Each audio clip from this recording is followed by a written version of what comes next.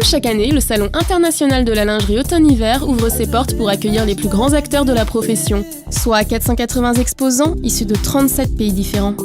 Dès notre arrivée, le stand Obad annonce la couleur.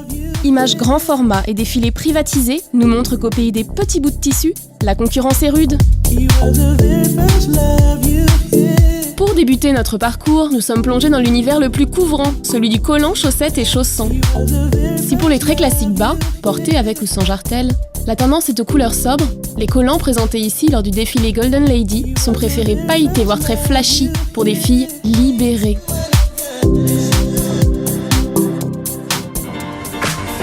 Côté grand classique, nous arpentons une multitude de stands camouflés, très privatisés. Avec plus de 2,7 milliards d'euros générés en France en 2014, les enseignes prestigieuses nous rappellent l'importance des moyens commerciaux mobilisés pour se faire une place sur le marché de la lingerie.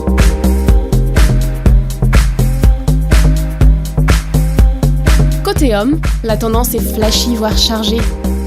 Sur un fond industriel, l'homme reste sexy et coloré.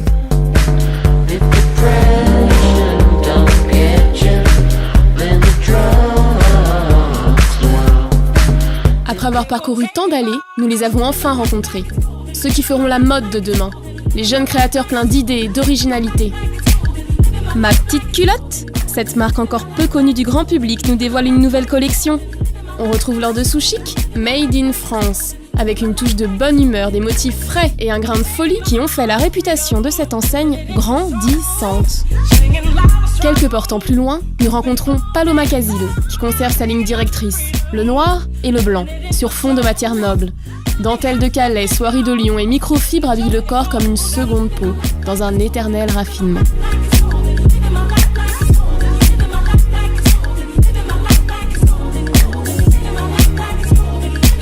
La marque anglaise Milumi détonne dans ce décor de soie. De leur point de vue, la lingerie se décline en Liberty. Un bon point originalité pour leur nouvelle gamme de bretelles qui s'assortissent avec toutes vos tenues.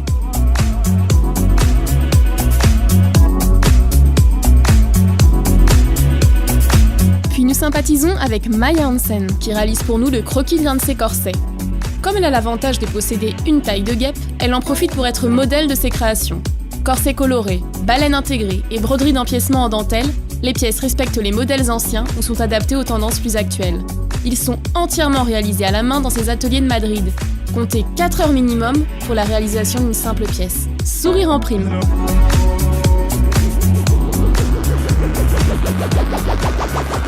Dans une tendance plus hot, nous découvrons Murmure. Créé en 2011 par la styliste roumaine Andreea Badala. De Lady Gaga à Britney Spears en passant par Beyoncé, elles ont adopté cette corsetterie décalée. Entre sexy chic et trash choc, les pièces sont pensées pour être portées dans l'intimité. De la bonne sœur à la soubrette, la transparence est au rendez-vous. Il en faut pour tous les goûts. Enfin, KS Paris nous présente sa collection dont la ligne directrice est tout droit sortie des mangas japonais. Les matières nobles sont mélangées au simili-cuir et au tulle plumetis pour réaliser un ensemble chic et moderne. Après avoir rencontré tous ces créateurs et découvert les tendances 2015, il apparaît que la lingerie reste encore une des pièces les plus travaillées et les plus sexy de l'habillement. Qu'elle soit brodée ou laissée libre, la dentelle et la soie s'invitent partout. Et encore une fois, le noir prédomine.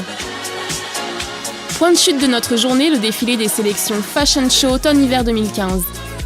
Avec un grand coup de cœur pour les pièces de la collection Marjolaine élue créateur de l'année.